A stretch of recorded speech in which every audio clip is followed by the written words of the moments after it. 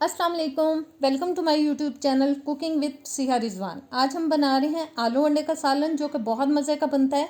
जब मेरी कुछ समझ में नहीं आ रहा होता कि आज क्या पकाएं, तो मैं ये बना लेती हूँ। सब बहुत शौक से खाते हैं। तो आइए बिस्मिल्लाह करते हैं। सबसे पहले जी मैंने तकरीबन 750 ग्राम तक आलू ले लिए हैं। उनको अच्छे से वॉश कर लिया है पहले।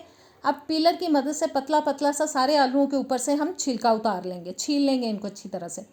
छीलने के बाद अब मैं काट रही हूँ आलू। अपने हिसाब से आप साइज़ रख सकते हैं इनका, जितना भी रखना चाहें। मैंने नॉर्मल साइज़ काटा है। अब बोल में डालेंगे और 2-3 पानी अच्छे से इनको वॉश कर लेंगे। वॉश करने के बाद मैंने इनको पानी में डिप करके रख दिया ताकि ये काले ना हो। अब हम कर रहे हैं कुकिंग स्टार्ट, जिसके लिए पैन के अंदर मैंने डाल दिया है आधा कप तक कुकिंग ऑयल। साथ ही इसमें डाल देंगे एक बड़े साइज़ का मैंने प्याज लेके स्लाइसिस में उसको काट लिया था। और इस प्याज को हमें पकाना है तब तक जब तक कि इसके अंदर गोल्डन ब्राउन सा कलर आ जाए। दरमियानी आंच पे पकाएंगे और बीच बीच में हम इसको हिला देंगे। प्याज ब्राउन हो चुका है जी। अब सारे का सारा प्याज हम निकाल लेंगे। चूल्हा मैंने बंद कर दिया है और ब्राउन किया हुआ प्याज अब मैं निकाल रही हूँ एक बोल के अंदर। बस सारा प्याज हमें निकाल लेना है और निकालने के बाद इसको हम पहले अच्छी तरह से ठंडा कर लेंगे। प्याज ठंडा हो चुका है। अब मैं डाल रही हूँ जी ब्लेंडर के अंदर। साथ ही इसमें डाल देंगे पानी तकरीबन 1 कप तक। और 3 दरमियाने साइज़ के मैंने टमाटर ले लिए हैं। इनको मैंने अच्छी तरह से पहले धो लिया है। अब इनको रफली काट के हमें डाल देना है। देखिए मैं मोटा मोटा सा काट के डालती जा रही हूँ, क्योंकि इस मसाले को हमें ब्लेंड कर लेना है, सारे पीस जाने हैं। इसलिए आप जैसे भी काटना चाहें डाल दें काट के। और बस अब इसे हमें ब्लेंड कर लेना है मसाले को। मसाला मैंने ब्लेंड कर लिया है। अब फिर से मैंने चूल्हा ऑन कर दिया। ब्लेंड किया हुआ मसाला मैंने डाल दिया है ऑयल के अंदर। साथ ही इसमें डाल देंगे हम आलू सारे के सारे।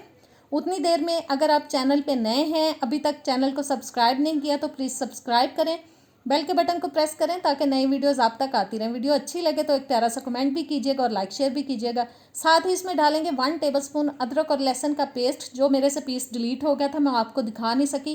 2 टीस्पून मैंने डाल दिया है लाल मिर्च का पाउडर। नमक जाएगा हस्बे जायका। आधा टीस्पून जा रहा है जी हल्दी पाउडर। मसाले डाल लेने के बाद अच्छी तरह से हमें तमाम चीज़ों को मिक्स कर देना है, हिला देना है अच्छी तरह से। और अब हम इसको ऊपर से कवर कर देंगे और तब तक पकाएंगे जब तक के आलू अच्छी तरह से गल जाए, मीडियम टू लो हीट पे। तकरीबन 15 मिनट के लिए मैंने इसको ढक के पकाया है और मेरे ख्याल में आलू गल चुके होंगे, लेकिन हम अभी चेक कर लेते हैं पहले कि आलू गले हैं कि नहीं। आलू जनाब बहुत अच्छी तरह से गल चुके हैं। अब मैं डाल रही हूँ इसके अंदर 1 टीस्पून सूखा धनिया पाउडर, आधा टीस्पून गरम मसाला पाउडर, आधा टीस्पून ज़ीरा पाउडर।